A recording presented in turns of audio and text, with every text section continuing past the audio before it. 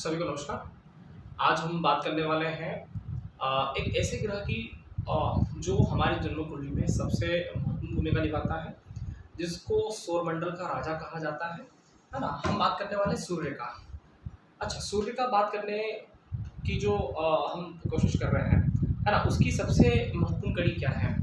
आज का हमारा कॉन्सेप्ट ये है कि हम सिर्फ़ एक ग्रह से, है ना? आज हम सूर्य की बात करेंगे। ठीक है, तो सिर्फ सूर्य ग्रह से हम हमारे जन्म कुंडली को कैसे देख सकते हैं? हमको किसी भी ग्रह पे फोकस नहीं करना, हमको किसी भी ग्रह को नहीं देखना।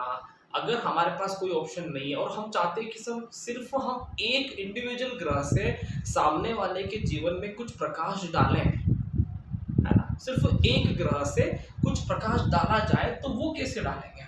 तो आज हम उसके कुछ ट्रिक्स समझने वाले हैं जो थोड़े से वैदिक पाराशरी से लिंक होंगे, है ना? थोड़े से भृगु नाड़ी से लिंक होंगे, है ना? थोड़ा-सा उसमें धर्म अध्यात्म का, है ना, निचोड़ होगा, रामायण ज्योतिष का निचोड़ होगा, तो बहुत कुछ हम एक एक छोटे से वीडियो के माध्यम से हम प्रेडिक्शन की कड़ियाँ सीखने वाले हैं, है ना? तो प्रेडिक्शन के टूल सीखने की कोशिश करेंगे।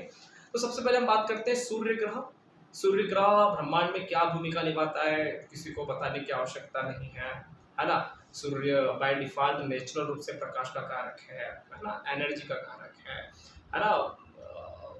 एक नए उत्साह का कारक है, एक नए जीवन का कारक है, ठीक है? तो सूर्य हमारे जीवन में सबसे बड़ा काम जो करता है, तो वो काम करता है कि एक तो वो दिशा देता है, दूसरा वो प्रकाश देता है ना? तो सूर्य जहाँ होता है, वहाँ से हम दिशा पता लगा सकते हैं कि अभी लगभग सूर्य दिशा में है, ये दिशा, है ना? इसको इंडिकेट करती है ना? अगर पूर्व में होगा तो भी मालूम पड़ जाएगा कि ये दिशा पूर्व दिशा है, ठीक है? इसी तरह से सूर्य दूसरा चीज़ एक काम करता है कि प्रकाश देता है ना? सूर्योदय होते से ही प्रकाश, लाइटिंग सब हमको सब कुछ चीज़ें आसानी से दिखाई देती हैं। तो जो जो नेचुरल रूप से सूर्य की भूमिकाएँ हैं, वही की वही प्राकृतिक रूप से हमारे जन्म कुंडली में सूर्य बताता है।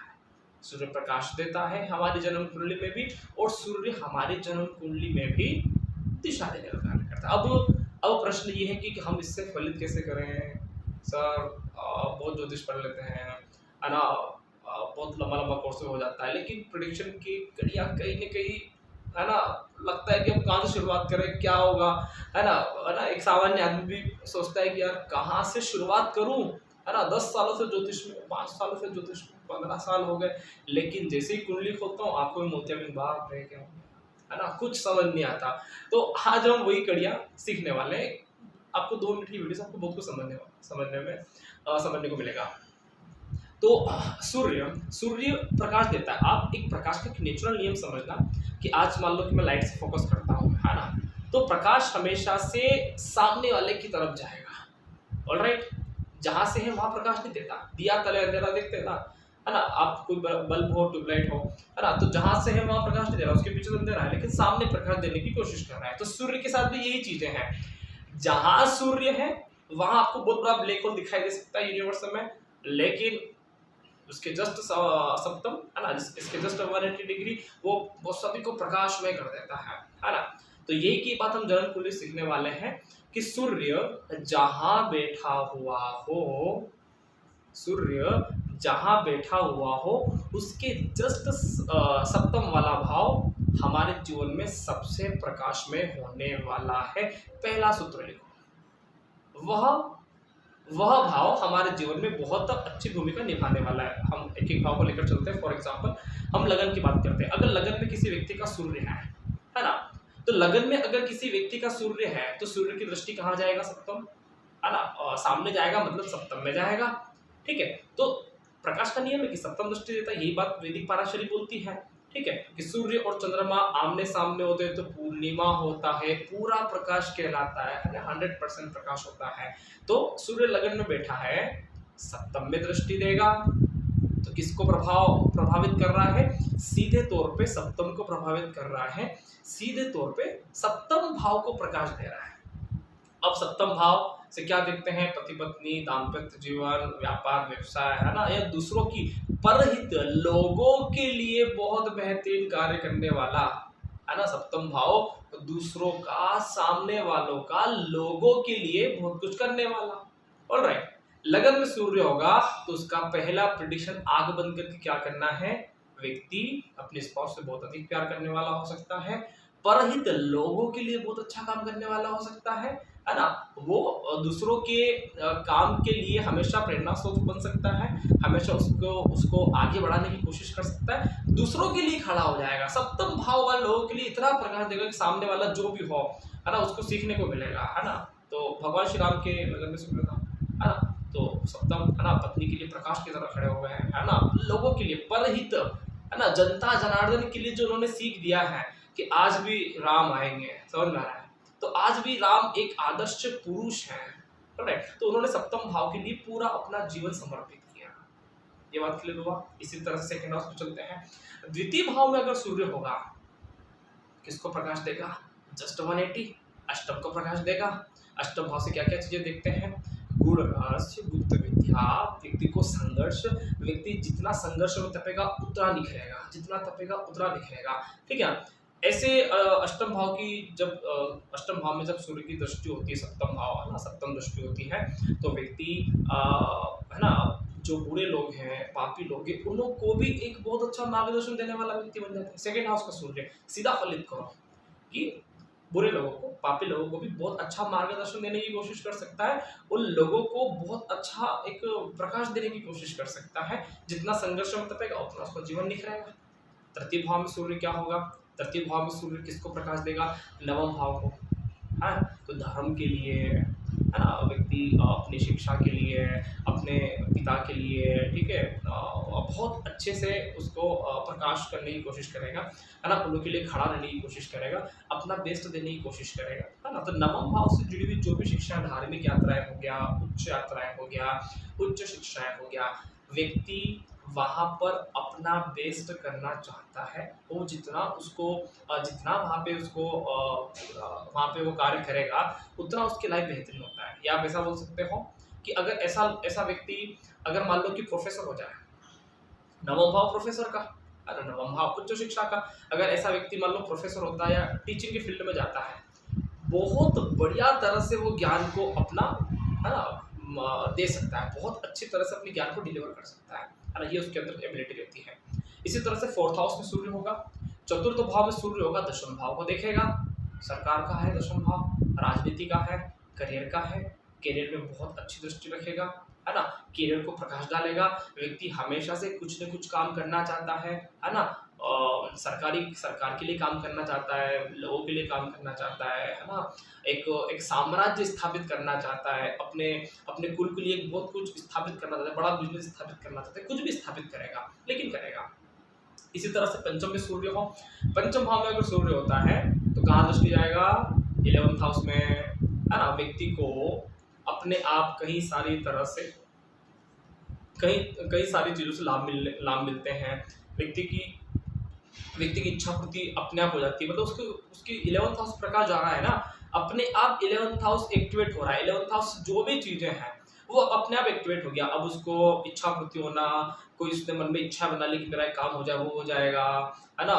कुछ भी उसकी है ना मन में एक, है ना, संतुष्टि या कुछ भी उसके मन में एक भावना आ गई कि मेरे को ये कार्य करना है, तो वो कार्य 100% हो जाता है। पंचम का सूर्य एकादश की दृष्टि डाल रहा है, व्यक्ति को अलग अलग तरह से लाभ मिलने लग जाते हैं। इसी तरह से छठे भाव का सूर्य होगा, छठे भाव का सूर्य होगा तो 12th हाउस को देखेगा, भाव 12 को दृष्टि देगा। भाव 12 समाज सेवा का, सोशल सर्विस का, है ना, बहुत सारी एनजीओ का, अदर बहुत सारी चीजें हैं। तो वहां पे लोगों के लिए परमार्थ सेवा करने की कोशिश करेगा, है ना, लोगों के लिए सेवा करने की कोशिश करेगा, वहां पे मेहनत करेगा। वो जितना मेहनत करेगा उसके लिए बहुत अच्छा रिजल्ट आने लग जाएगा, क्योंकि छठे भाव का सूर्य ऑटोमेटिकली भाव 12 को एक्टिवेट कर रहा है, भाव 12 को प्रकाश में कर रहा है। जो भी हम भाव 12 से देखते हैं व्यक्ति का प्रकाश में हो जाएगा। विदेश यात्रा हो गया, उच्चतर शिक्षा हो गया, नॉलेज हो गया, काफी कुछ हो गया। ऑलराइट। सप्तम भाव में अगर सूर्य होगा तो सप्तम भाव में सूर्य व्यक्ति का व्यक्तित्व बना देता है ना, व्यक्ति को आदर्श व्यक्ति का एक अच्छा इंसान, एक अच्छा सामाजिक इंसान, है ना, स्वयं को जानने वाला व्यक्ति, एक धार्मिक, आध्यात्मिक, स्पिरिचुअल बहुत कुछ वो प्राप्त कर लेता है, अपने आप को जानने की पूरी कोशिश करता है। ठीक है, तो ये सप्तम भाव के सूर्य का रिजल्ट लगन को देखेगा, मतलब स्वयं को विकास करेगा, स्वयं का डेवलपमेंट होगा। अष्टम का सूर्य है, सेकेंड हाउस को दिखेगा, है ना। धन कुटुंब वाणी का भाव है सेकेंड हाउस, परिवार के लोगों के लिए, फाइनेंस के लिए बहुत कुछ करेगा, बहुत कुछ वो देकर जाएगा अपनी फैमिली को, अपने फैमिली बिजनेस को, अपने परिवार को, कुटुंब को, बैंक बैलेंस, काफ़ी कुछ अपने लिए अपने लोगों को दे के जाएगा, फैमिली के लिए बहुत समर्पित रहता है।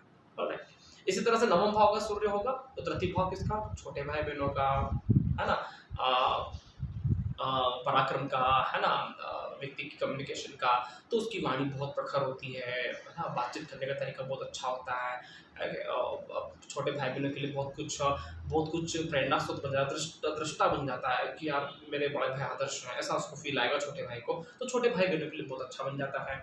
उसी तरह से दशम भाव में सूर्य होगा तो फोर्थ हाउस को दिखेगा, है ना, माता के लिए बड़ा केयरिंग हो सकता है ना, वो बात अलग है कि माता के साथ उसको कम मिले, बड़ा केयरिंग हो सकता है, बड़ा चिंता करेगा, ठीक है ना, माता को लेकर बड़ा, है ना, एक वो होता है ना कि मानसिक रूप से बहुत कनेक्टेड रहता है ना, माता जरा सी परेशान होती है तो व्यक्ति दुखी हो जाता है, तो बहुत माँ से लगाव रहेगा, है ना, अपनी अपनी जन्मभूमि से लगाव रहेगा, व्यक्ति बहुत अच्छी प्रॉपर्टी वगैरह लेता है ना, उसको अच्छा जमीन का सुख मिलता है। इसी तरह से 11th हाउस में सूर्य होगा तो पंचम में प्रकाश डालेगा, पंचम ज्ञान का, है ना, एस्ट्रोलॉजी का, प्रेम का, बहुत सारी चीज़ों का है, नई नई क्रिएटिव चीज़ों का है, तो वहाँ पे ऐसे ऐसे प्रकाश डालेगा कि मजा आएगा, ठीक है, तो बहुत कुछ यूनिक चीज़ें वो लगातार करता रहेगा। इसी तरह से 12th हाउस में सूर्य होगा तो छठे भाव को दिखेगा, और छठा भाव मेहनत का है, हार्ड वर्क का है, पराक्रम का है ना, युद्ध का है, वो हार नहीं मानेगा, वो बोले भाई आ जाओ मैदान में, हम तो लड़ने के लिए तैयार हैं, है ना, नहीं मान सकता हार, कठिन से कठिन परिस्थिति में अपने आप को जुझारू बना देगा, बहुत कुछ कर सकता है ना। तो ये सूर्य की एक नेचुरल प्रेडिक्शन है, आमतौर पर हम सीखते हैं कि सूर्य इस भाव में होता है तो ऐसा फल। आज मैं आपको एक अलग तरह से बताया कि सूर्य जिस भी भाव को देखता है ना, अपने सातवें सातवें वाले भाव, जिस भी भाव को देखता है उसकी दृष्टि सप्तम भाव पे जाती है, उस सप्तम भाव में एक विशेष प्रकार का प्रकाश डालेगा, वो वहां से बहुत ज्यादा एक्टिवेट रहता है, या आप ऐसा बोल सकते हो कि उस भाव से जुड़ी हुई चीजें उसको भर भर के मिलता है, ठीक है। अगर पंचम भाव की चीजें मिल रही है तो सूर्य 11th हाउस में होना चाहिए, पंचम भाव की चीजें भर भर के मिलेगा। तृतीय भाव की चीजें अगर मिलेगी तो नवम में सूर्य होना चाहिए, भर भर के तृतीय भाव की चीजें मिलेगी। आपको 11th हाउस का सुख चाहिए, है ना, इच्छा पूर्ति, सब चीजों का कार्य हो जाए समय से, तो पंचम का सूर्य चाहिए, बहुत कुछ देके जाता है, ठीक है। 10th हाउस का सूर्य है ना, तो 4th हाउस माता जमीन, है ना, 4th हाउस का सूर्य है तो करियर को लेकर बहुत कुछ वो व्यक्ति देकर जाता है, मतलब वहां पे बहुत प्रकाशमय रहता है, ठीक है। तो इस तरह से हम सूर्य का एक सिंपल सा प्रेडिक्शन, एक सिंपल जनरल नॉलेज को लेकर हम प्रेडिक्शन कर सकते हैं कि व्यक्ति का प्रकाश कहाँ से फैल रहा है, ठीक है, और किस लेवल पे व्यक्ति जा सकता है, सबसे ज्यादा व्यक्ति को अचीवमेंट सक्सेस कहाँ मिल सकता है, जहाँ पे सूर्य दृष्टि दे रहा है, वो भाव व्यक्ति के जीवन का अथाह प्रकाश का है, उस भाव से व्यक्ति को बहुत कुछ मिलने वाला है। आशा है आपको एक सिंपल सी टेक्निक अच्छा लगा होगा।